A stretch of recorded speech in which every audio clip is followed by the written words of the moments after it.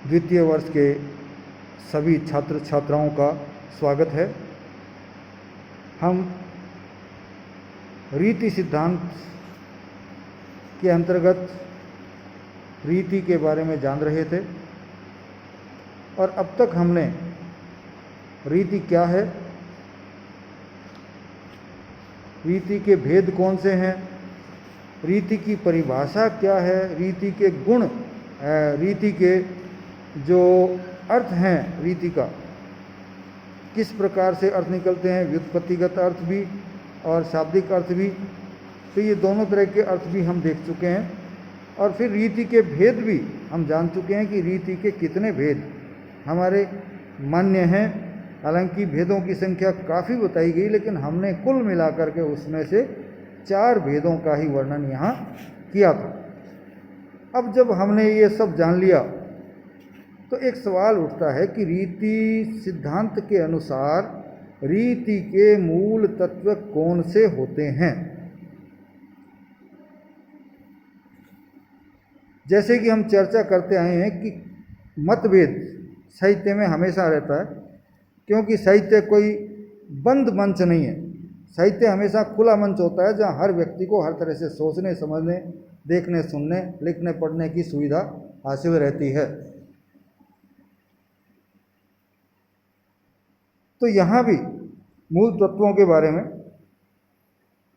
संख्या में और नाम में अंतर रहा हो सकता है, लेकिन हम मूलतः जो वामन ने बताए थे, इसके अलावा वामन से पूर्व में जिन लोगों ने इस पर चर्चा की थी और उन्होंने बताया था, और इसके साथ साथ अन्यों ने एक आध ने जो संख्या बहुत अधिक गुणों की बता दी थी, उन पर चर्चा करेंगे कि किस तरह से इन्होंने तत्वों की खोज करने की कोशिश की और कहाँ तक वो सफल रहे। हम जानते हैं कि रीति सिद्धांत के प्रणेता आचार्य वामन को माना जाता है और वामन काव्य का साध्य रीति को मानते हैं।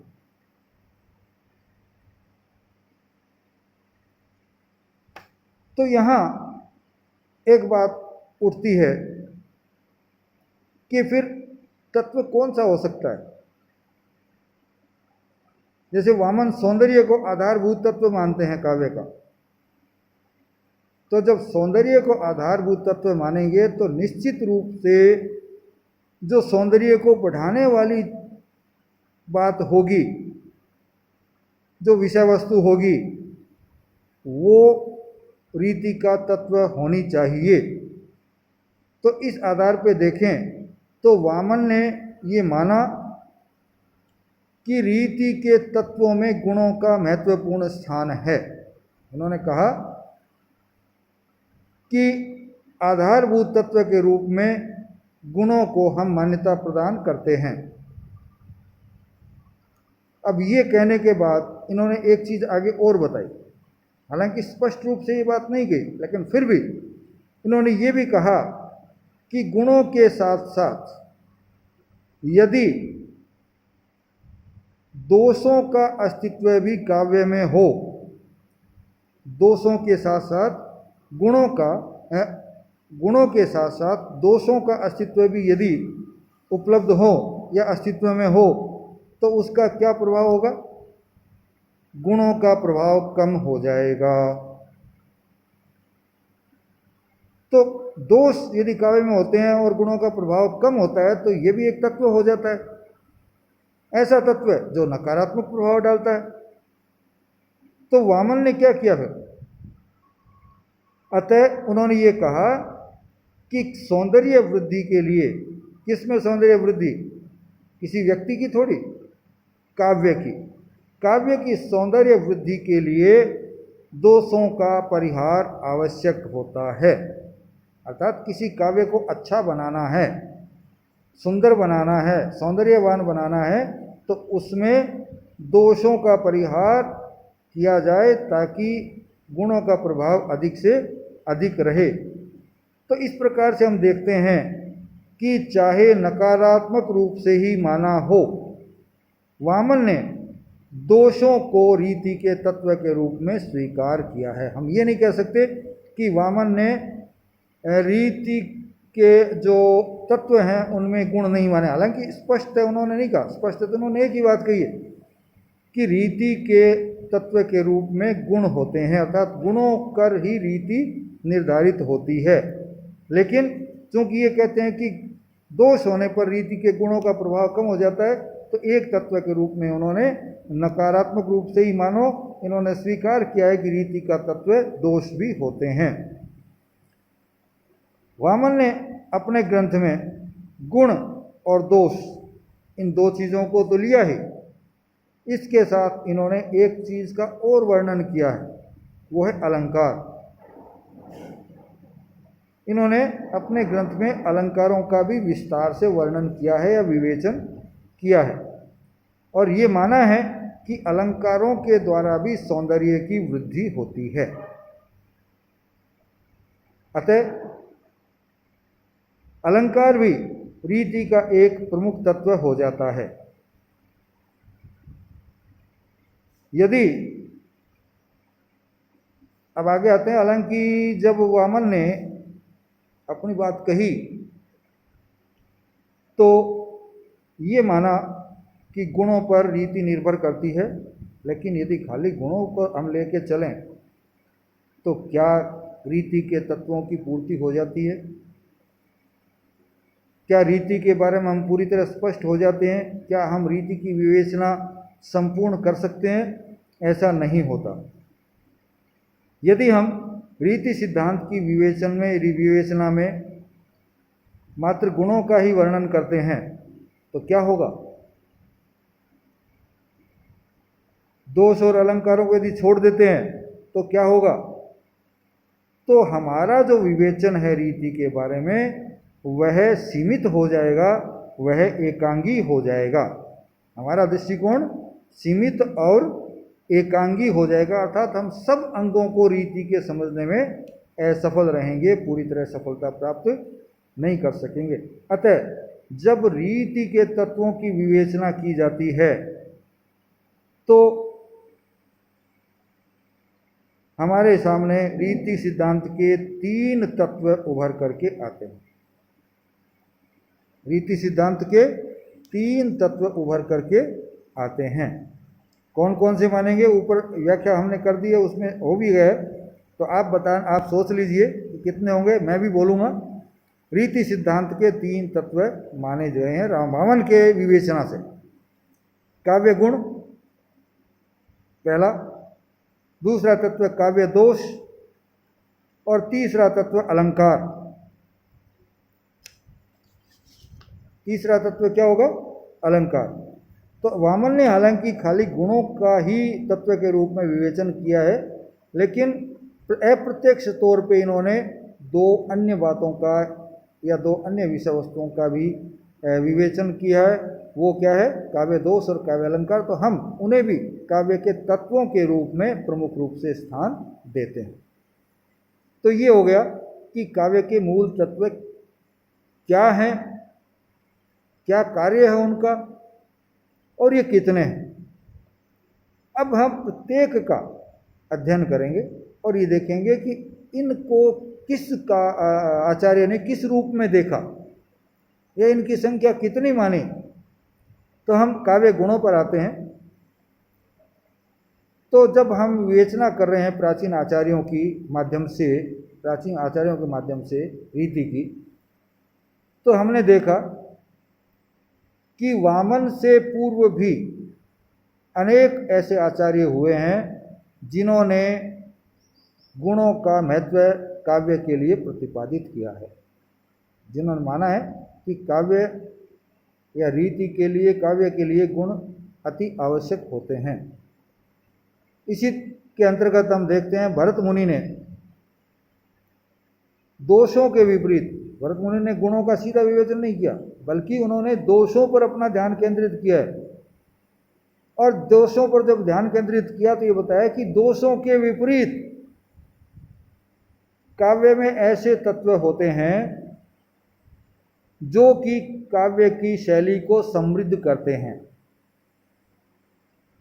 अर्थात काव्य की शैली को समृद्ध करने वाले तत्वों की तरफ भरत मुनि का ध्यान था। और वो क्या कहलाते हैं? गुण कहलाते हैं। तो भरत मुनि ने सर्वप्रथम गुणों की तरफ हमारा ध्यान आकर्षित किया। इन्होंने गुणों की संख्या 10 बताई। हालांकि गुणों के बारे में या गुणों के लक्षण के बारे में ये बहुत अधिक हमको बताने में सफल नहीं रहे, लेकिन गुणों की संख्या इन्होंने 10 बताई। इनके बाद दंडी ऐसे आचार्य हुए जिन्होंने गुणों की व्याख्या विवेचना की। गुणों पर हमें बताया, उसकी विवेचना हमारे सामने प्रस्तुत की। लेकिन इनके विवेचना में एक कमी रही, वो ये थी कि ये गुणों का सामान्य लक्षण तय नहीं कर सके। अर्थात हर किस गुण का क्या अलग से पहचान होगी या उस गुण की क्या विशेषता होगी, वो बताने में सफल नहीं हो सके। इसलिए इनकी विवेचना को अधिक महत्व नहीं दिया। मूलतः यह श्रेय फिर आचार्य वामन को ही दिया जाता है, जिन्होंने गुणों की संख्या तो बताई ही, उसके साथ साथ इन्होंने यह भी प्रतिपादित किया कि प्रत्येक गुण के लक्षण क्या होते हैं। खाली गुण नहीं बताए, बल्कि उन गुणों की विशेषताएं, उन गुणों के लक्षण क्या होते हैं, वो इन्होंने ही स्पष्ट किया सर्वप्रथम। और इसकी परिभाषा भी इन्होंने सर्वप्रथम कही कि गुण होते क्या हैं। तो इनके अनुसार, संस्कृत में बोलूँगा मैं, काव्य शोभायाः कर्तारो धर्मा गुणा, काव्य शोभाया कर्तारो धर्मा गुणा। अर्थात काव्य के शोभा कारक धर्म, काव्य के शोभा कारक धर्म गुण कहलाते हैं। काव्य के शोभा कारक धर्म गुण कहलाते हैं। अर्थात ऐसे तत्व जो काव्य की शोभा बढ़ाते हैं, वो ही क्या कहलाते हैं? गुण कहलाते हैं। इन परिभाषाओं में गुणों के व्यापक लक्षण आ जाते हैं। ये जो परिभाषा हमारे सामने वामन की आई है, इसमें गुणों के व्यापक लक्षण, अर्थात गुणों के क्या क्या लक्षण हो सकते हैं, वो सारे आ जाते हैं। और यहाँ तक कहा जाता है कि जहाँ काव्य है वहाँ गुण अवश्य होते हैं। जहाँ काव्य होगा वहाँ गुण होंगे, और जहाँ गुण होते हैं वहाँ काव्य होगा, या जहाँ गुण नहीं होते वहाँ काव्य भी नहीं होगा। तो ये यहाँ तक कहा जाता है। वामन ने भी ये बात स्पष्ट रूप से कही नहीं कही, मैं आपको नहीं कह सकता, लेकिन आगे जाकर के वामन का जो रूप सामने लिया हम लोगों ने परिभाषा का, वो ये लिया कि जहाँ काव्य है वहाँ गुण है, और जहाँ गुण नहीं वहाँ काव्य नहीं होगा। अब आते हैं कि वामन ने गुणों की संख्या कितनी बताई। इससे पहले हमने देखा कि आचार्य भरत मुनि ने गुणों की संख्या 10 बताई थी। वामन द्वारा गुणों की संख्या 20 की गई। अर्थात वामन ने गुणों की संख्या कितनी बताई? 20 बताई। इनमें से 10 गुण तो वही हैं जो कि आचार्य भरत ने बताए थे। तो फिर अंतर कहाँ आया? इन्होंने क्या किया? हर गुण को 2 तरह का गुण बताया। इन्होंने 2 तरह के गुण बताए, शब्द गुण और अर्थ गुण। शब्द गुण और अर्थ गुण, तो 10 शब्द गुण और 10 अर्थ गुण।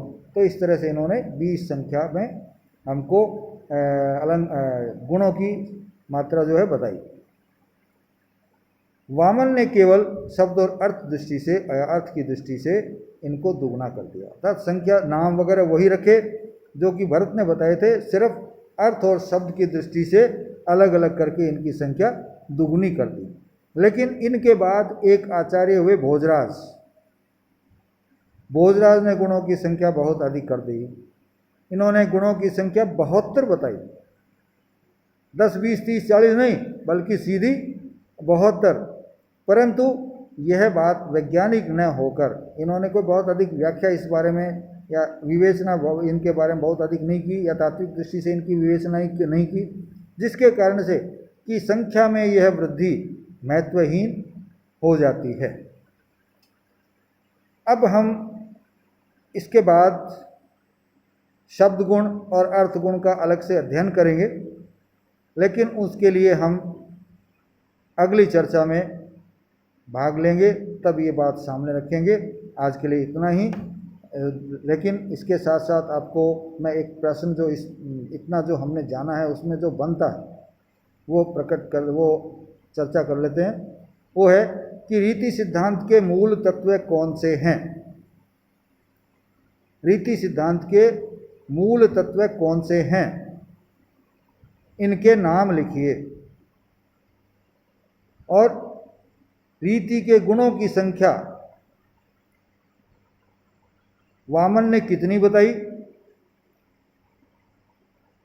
भरत ने कितनी बताई, भोजराज जी ने कितनी बताई, ये संख्या भी आपसे पूछी जा सकती है। तो ये पूछे नहीं पूछे, लेकिन आपको ये ध्यान रखना होगा कि गुणों की संख्या किस आचार्य ने कितनी बताई। अब ये प्रश्न बड़ा बनाना हो तो ये हो जाएगा कि प्रत्येक गुण की विवेचना कीजिए, अपने शब्दों में उनकी व्याख्या कीजिए।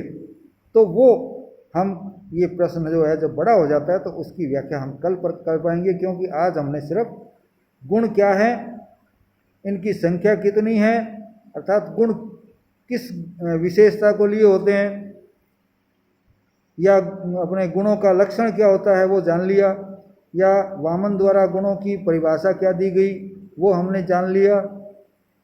और इसके साथ साथ गुण न हो तो काव्य की क्या स्थिति होती है, दोष हो तो काव्य की क्या स्थिति होती है, काव्य में दोषों का क्या प्रभाव पड़ता है, काव्य में अलंकारों का क्या प्रभाव पड़ता है।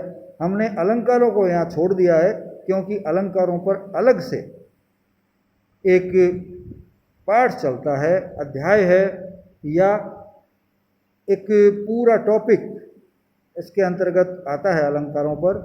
तो उसकी चर्चा वहाँ अलग से होगी कि अलंकारों की संख्या कितनी है, अलंकार क्या होता है, ये अलंकारों को किसने हमारे सामने सर्वप्रथम व्यवस्थित रूप से रखा, ये सारी बातें हम उसके अंतर्गत चर्चा करेंगे।